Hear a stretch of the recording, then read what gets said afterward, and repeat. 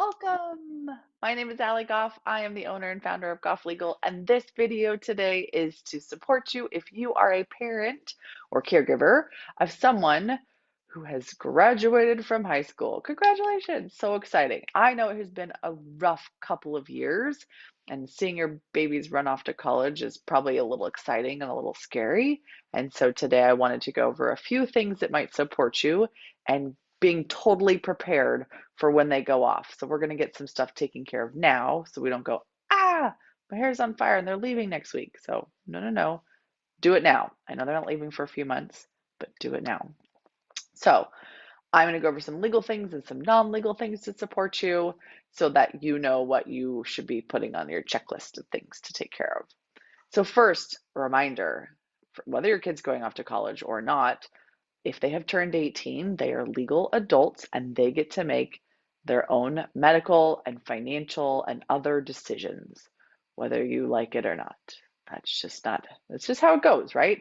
And so one of the things that comes along with that is that they need estate planning documents. They actually need their own legal documents because you can no longer call as the parent of that child and make decisions for them or do anything on their behalf without legal authority.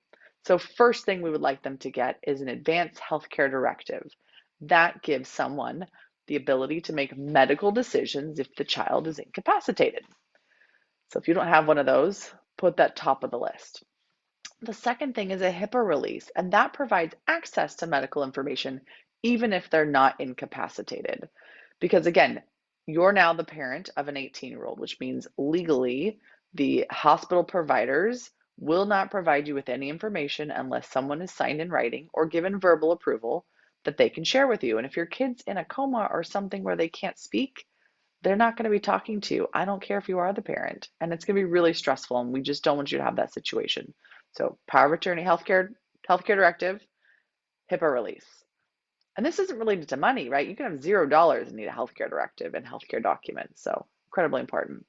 Related to money, power of attorney for finance. I know that your kids probably don't have a ton of money, but you legally don't get to go into their accounts if you're not a joint owner or if you don't have a power of attorney. So I recommend that you get them that because there's other things you might need to do on their behalf if something happened to them. Negotiate a contract, deal with insurance, those sorts of things, talk to the schools, etc. If you don't have financial authority, then you don't get to make those decisions and you can't do anything on their behalf, and you'll be stuck over in conservatorship land paying the lawyer way too much money for a process that just takes forever. And finally, if your kid is going off to school, FERPA, the Family Educational Rights and Privacy Act, says you get no information basically about your kid when they're gone. So if you want to be able to talk to the school about the grades or what's happening, you need that document. There are some exceptions for emergencies, but generally speaking, you can't just talk to the school about anything you want, even though you're paying the bills. I get it. That seems unfair. Well, life's unfair. And that's how this process works. So those are your legal tips. Healthcare directive, HIPAA, power of attorney, FERPA. Your kid, by the way, has to make all the decisions. They have to sign these legal documents. So they, when meeting with an attorney, will be the client. You might not get to be there because it's their private matter. They might want to include you, and that's okay too if they have written authorization. So the non-legal things I would love for you to get to a list for your own purposes is all the important records and medical information, phone numbers, emails, addresses, things that you want on one piece of paper in case there's an emergency and you need to step in and help out. I'd also recommend you have an easy way to transfer money to your kids if you don't already have it. Some people like joint accounts, some people use Apple Pay or Venmo. It's whatever works for you. Then it's always a good idea, this will support your kid, to have them make sure they know where their healthcare provider is and any mental health resources and services. I know college can be a very stressful time and there's a lot of turmoil and mental anguish that's going on and change. And so to make sure that at the very beginning of the school year, they know here's where a psychologist's office is, here's where a self-help center is, here's where my doctor is. That way they don't have to start Googling things in a time of crisis and they can really just go get the help that they need. Review the insurance policies, make sure you've got renter's insurance, car insurance, all those sorts of things, and that they know where the property is, where the car is going to be located, because if your car is going to be somewhere else, there's different limits and all that sort of fun stuff. So check with your insurance providers. confirm that they have all their prescriptions, their glasses, their teeth cleaned, all the stuff that you would take care of them when they're living at home and going, did you go to the dentist? Maybe just get that taken care of before they head off so they don't have to worry about it. They can just go enjoy another 3 months of just like school and fun. And then finally, I always recommend that they have a budget and that you have a budget for them because otherwise they are likely to spend every magical penny you give them. And you might not like the results of that.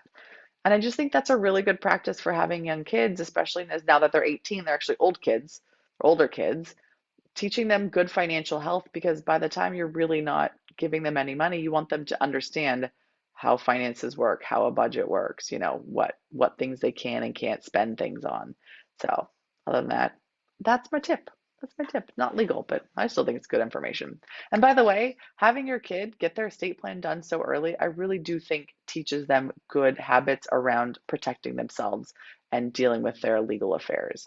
I know lawyers aren't the favorite for everyone, but I really think it's a good idea to make sure that they've got that in their brain, like, oh, I need to take care of myself. I need to make sure that my stuff is in order, right? That will support them moving forward. So if you have any other questions, we're welcome for you to reach out 916-625-6556. We're at gofflegal.com and we're happy to help you if you have any other questions. All right, have a good day.